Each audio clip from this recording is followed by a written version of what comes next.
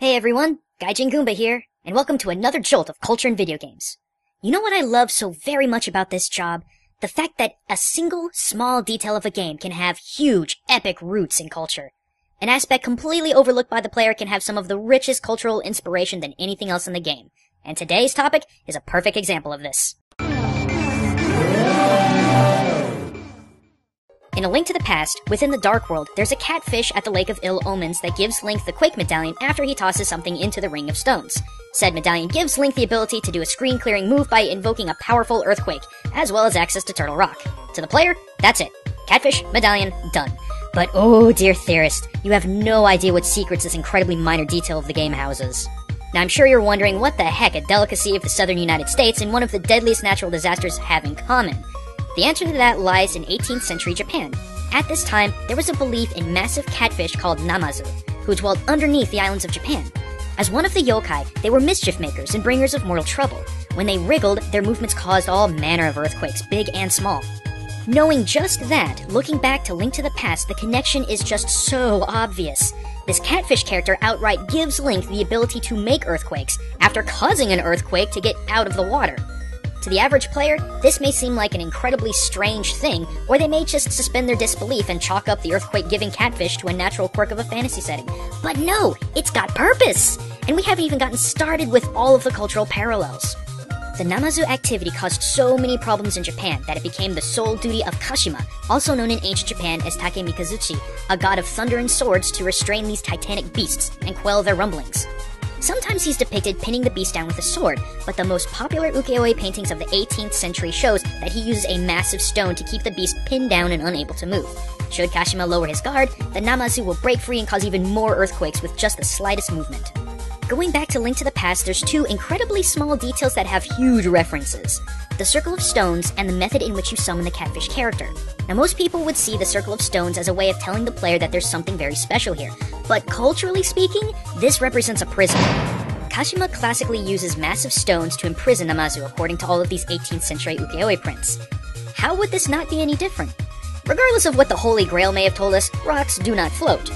A complete circle of stones would have to extend all the way to the river's bottom in order for this geological formation to appear.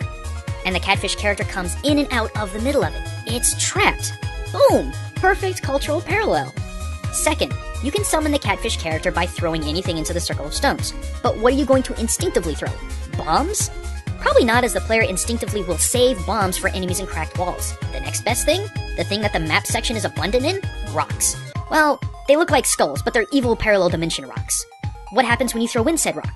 It stirs up the catfish character and gives you the medallion if you promise to leave him alone. But what happens if you keep throwing in rocks? He attacks you with fireballs and bombs.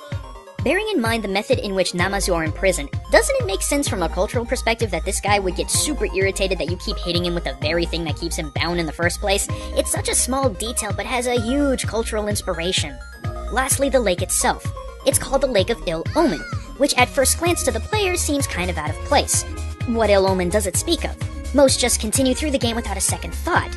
But for you guys watching this video, up to this point you might be thinking, oh, ill omen, if that catfish guy gets loose, the sacred land is kinda screwed. Even more so than it is now with Ganon. And while that's a very astute observation, there's another more detailed explanation to that name. Namazu in Japan's culture didn't start in the 18th century. Their presence was actually dated back as far as the 15th century. At that time, they were seen as benevolent river deities. Namazu would bring warnings of floods and other natural disasters, and on occasion, they would prevent them by stopping or swallowing whole the river dragons who were, at the time, considered to be the chief causes of these kinds of natural disasters.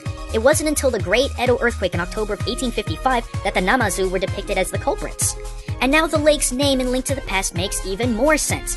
Back in the 15th century, these giant catfish were bringers of ill omens, and the associations here have just become so much more obvious.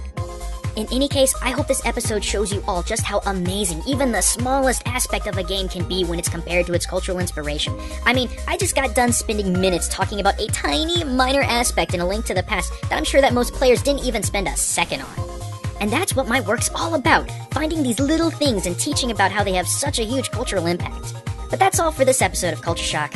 But hey, if you want some more of my personal thoughts on the Zelda games as a whole, I did a gigantic retrospective about the entire series back in January on my channel. So if you want to weigh in on your opinion too, well, just click right here, and I'll see you on the other side.